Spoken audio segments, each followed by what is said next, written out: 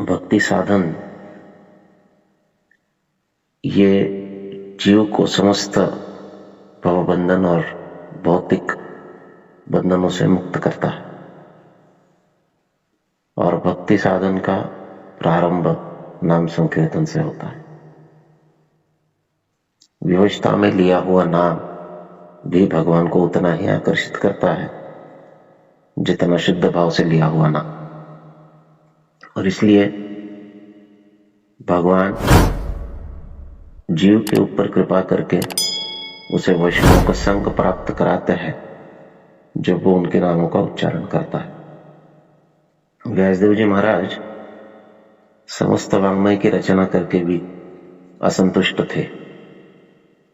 बहुत बड़ा कार्य किया था उन्होंने। वो भगवान के साक्षात अवतार भी है और उन्होंने समस्त वैदिक वाङ्मय की रचना की, परंतु फिर भी असंतुष्ट रहे। जब उनके गुरुदेव नारद मुनि उनके सामने आए, समक्ष आए, उन्होंने उनसे पूछा कि आप इतने चिंताग्रस्त क्यों दिख रहे हैं। तो व्यासदेव जी कहते हैं कि मैंने इतना बड़ा कार्य किया लेकिन मैं संतुष्ट नहीं हो पा रहा हूं। और फिर नारद मुनि व्यासदेव जी को कहते हैं कि आपने सही में बहुत उच्च कार्य किया है, परंतु इस भौतिक सृष्टि में भौतिक आसक्ति से पूरी तरह व्याप्त जीवों को वैदिक कर्मकांड बताकर आपने और भौतिक कार्यों में प्रवृत्त किया है। जब तक हम इन जीवों को भगवान की तरफ आकर्षित नहीं करते हैं तब तक हम संतुष्ट नहीं हो सकते। तो आपका यह कर्तव्य है। आपने अब तक सब कुछ किया, न्याय पढ़ाया, धर्म पढ़ाया, नीति पढ़ाई, सब कुछ पढ़ाया, कर्मकांड, ज्ञान कांड, ये सब कुछ हुआ, लेकिन आपने भगवान के विशुद्ध गुणों का वर्णन नहीं किया। और चूंकि आपने भगवान के विशुद्ध गुणों का, नाम का, रूप का, लीलाओं का वर्णन नहीं किया है, इसलिए आप असंतुष्ट अनुभव कर रहे हैं। आप भगवान के नाम रूप गुण लीला का वर्णन कीजिए, आपको तुरंत संतुष्टि प्राप्त होगी। और व्यासदेव जी बड़े प्रसन्न होकर तत्पश्चात भगवान के नाम रूप गुण लीला का वर्णन करते हैं। वास्तव में जब हम भगवान का नाम लेते हैं तो भगवान के नाम लेने से ही या निरंतर लेते रहने से ही भगवान के रूप का प्राकट्य होता है। हम भगवान के रूप का दर्शन कर सकते हैं। भगवान का रूप समक्ष आता है तो भगवान के गुणों का साक्षात्कार होता है, और गुणों का साक्षात्कार या श्रवण कीर्तन करने से लीलाओं का साक्षात्कार होता है। तो ये सब कुछ प्रारंभ होता है नाम से, और इसी की महिमा श्रीमद् भागवत में गाई गई।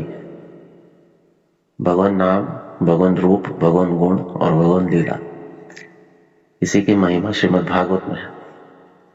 और ये जो भी गाता है, जो भी सुनता है, जो भी समझता है, जो भी पढ़ता है, वो संतुष्टि का अनुभव करता है।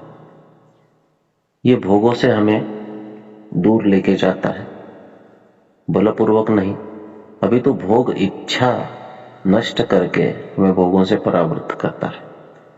जीव में जो भोग की इच्छा है वो अनादिकाल से है, और चूंकि हमें भोग की इच्छा है इसलिए माया हमें भोग प्रदान करने के लिए कृष्ण को भुलाती है।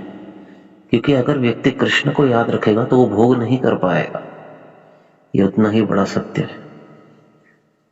तो हमारी इच्छा है भोग करने की, तो माया हम पर आच्छादन डालकर भगवान को भुला देती है। हमसे भगवान का हमारा जो संबंध है उसको भुला देती है, तभी हम भोग कर पाते हैं। जो व्यक्ति भगवान को स्मरण करता है वो भोग कर ही नहीं पाता है, उसमें भोग इच्छा रहती ही नहीं। अब भोग करते करते हम नाना प्रकार के दुखों को भोगते हैं, लेकिन फिर भी इंद्रिय सुख की इच्छा जो है वो मन से जाती नहीं है। और इसलिए ये भोगों की इच्छा को नष्ट करना, जिसे बीजम और कुटम कहते हैं, कर्म करने की इच्छा को नष्ट करना, ये परम आवश्यक है। और ये नष्ट होता है भगवान की भक्ति से, क्योंकि भगवान की भक्ति करने से भगवान हृदय में स्थापित होते हैं, और जहां भगवान रहते हैं वहां पर ये भोग वांछा जैसी निकृष्ट भावना नहीं होती। ये अति निकृष्ट, निंदनीय और गर्हित भावना है भोग की इच्छा। ये उस जीव के हृदय में कभी वास नहीं कर सकती जिसके हृदय में भगवान का वास हो। और भगवान का वास तुरंत हो जाता है, शुश्रूषुभिस्तत्क्षणात्, तत्क्षण हो जाता है जब व्यक्ति भगवान के नाम रूप गुण लीला इत्यादि का श्रवण कीर्तन करता है।